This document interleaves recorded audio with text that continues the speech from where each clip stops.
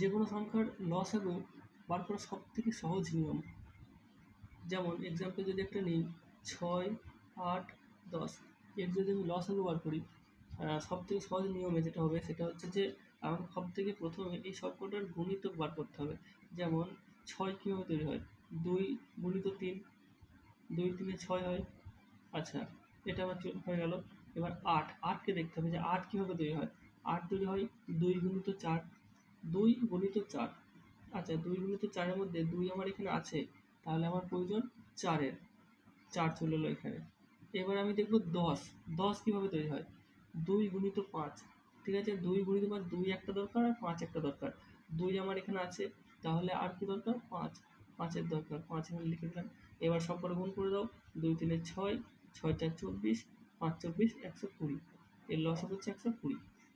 ঠিক তেমনই যদি আরেকটা এক্সাম্পল নিই, তাহলে তুমি দেখো 10, 12 আর 15 এর লসাগু কত হবে।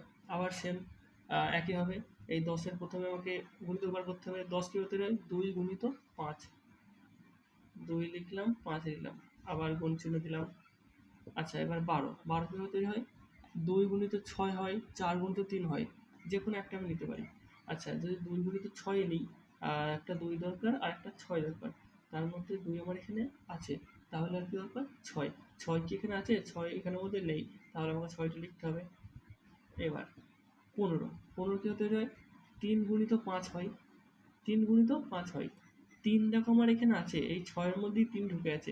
6 কীভাবে তৈরি হয়, 6 হয় 3 গুণিত 2-এ, তাই দেখো 3 ঢুকে আছে আমার এখানে, তাহলে 3 আমি লিখব না। 15 বার করতে আমার কী কী দরকার, 3 আর 5 দরকার। 3 গুণিত 5 15, 3 আমার আছে। এবার দেখতে হবে 5 আছে নাকি, 5, এ দেখো 5 এখানে আছে, তাহলে আমার 3ও আছে 5 আছে, 3 5 15, তাহলে আর কিচ্ছু লিখতে হবে না, এই কটাই হবে। এবার এই কটার গুণ, 2 5 10, 10 6 60, তাহলে 10 12 15 লসাগু হবে 60।